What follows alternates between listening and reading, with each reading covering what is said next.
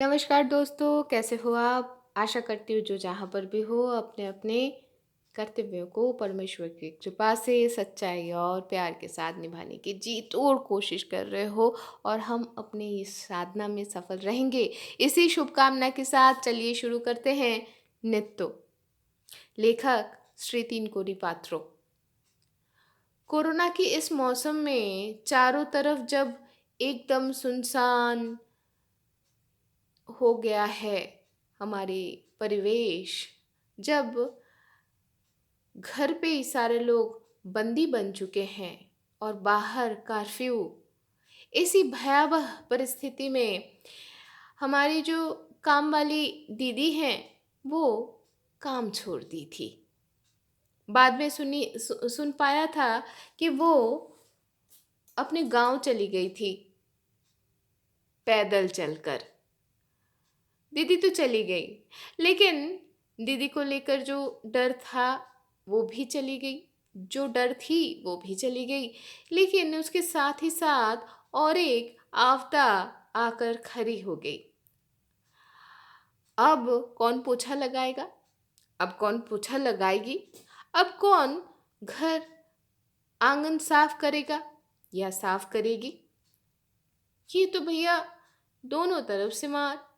इसी समय कोई काम के लिए नहीं आना चाह रही थी, तो कहीं पर किसी को आप घर पे रख भी नहीं पा रहे थे।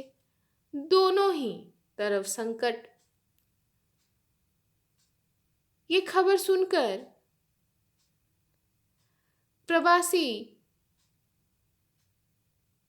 या सही में बोलूं विदेश में कर्मरता संतान बोली, तुम लोगों को चिंता करने की कोई ज़रूरत नहीं है। 4-5 दिन में ही तुम लोगों के लिए नए काम वाली या काम वाला घर पे पहुंच जाएगा, जिससे कोरोना की कोई डर नहीं है। लेकिन उसको जब अंदर लाओगे ना, तब एक बार सैनिटाइज ज़रूर कर लेना। समझ में नहीं आया, अरे कहाँ से आएगा काम वाला या काम वाली बाई? 5 दिन की ख़त्म होते होते मैं देख पाया कि कुरियर की जो डिलीवरी बॉय है वो दरवाजे के सामने आके खड़ा हो गया। हाथ में एक बहुत विशाल सा एक पैकेट है, और तभी तुरंत मेरे पास मोबाइल की घंटी बज गई। मैंने देखा कि मेरी दुलारी, वही विदेश में काम करने वाली मेरी बच्ची कॉल की है। वो बोलने लगी, वो जो बक्सा आया है ना, उस बक्से में ही तुम लोगों के काम वाला है। काम काम वाला या काम वाली, जो भी काम वाला है, उस वो एक छोटा सा यंत्र है, रोबोट भी बोल सकते हो। वो पोंछा लगाने में और घर साफ करने में बहुत ही अभिज्ञ है, बहुत ही तजुर्बेदार है। उसके जो मैनुअल है ना, उसमें जो कार्यप्रणाली लिखा गया है, वो देखकर तुम आज ही उसको चालू कर दियो। देखना वो कितना अच्छे से साफ कर देगा और कितने अच्छे से पोछा भी लगा देगा।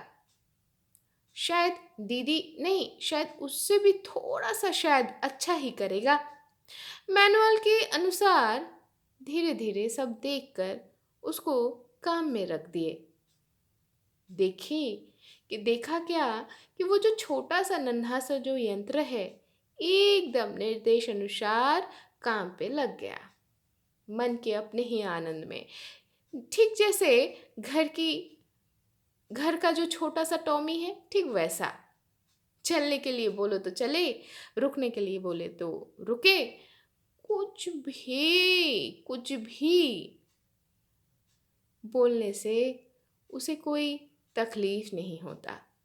काम के समय वो चारों तरफ घूम घूम कर पहले तो देख लेता है फर्श कैसा है, कहीं पर कोई ऊंच नीच उबड़ खाबड़, कहीं पर कोई ढालान या कहीं पर कोई गहरा खाद तो नहीं है। देखते देखते वो काम करता रहता है। अरे भाई, अब आँख मानी, ऐसा ही लगा। जहाँ पर दीदी अपना हाथ भी नहीं फिरोती थी, वहाँ पर भी वो घुस जाता और अच्छे से साफ करके पोंछा लगा के चला आता। अच्छा लग गया मुझे, सही में। उसके काम के नमूना देखकर मन में ये भरोसा हुआ कि नहीं, एकदम दीदी की तरह तो नहीं, शायद उससे थोड़ा सा ज़्यादा अच्छे से वो काम करता है। वो बन गया मेरा नित्य दिन का साथी, इसीलिए नाम दे दिया नित्तो। नित्तो को लेकर मेरा रोज का काम का एक रूटीन ही बन गया। वो साफ करता और मैं चेयर में बैठकर टेबल में अपने चाय के कप रखकर उसका काम निहारता हूँ और फिर बीच बीच में चाय में चुस्की लगाते हुए सोचता रहता हूँ। वो इस रूम पे घुसा, उस कमरे में गया और देखो देखो, अब वो अपना काम ख़त्म करके उसके लिए निर्दिष्ट जो कमरा है वहाँ पर वो पहुँच गया और वहाँ पर ही पता है वो हर रोज़ विश्राम लेता है और फिर अगले निर्देश के लिए तैयार रहता है। सोचता हूँ नित्तो कितना सात्विक है, उसका कोई नशा नहीं है, कोई दाबी नहीं है, खाने के प्रति लालसा नहीं है। पूजा के समय, दीपावली के समय या कोई भी ईद, कोई भी त्योहार के समय कपड़े की कोई ज़रूरत नहीं है, बोनस भी नहीं चाहिए।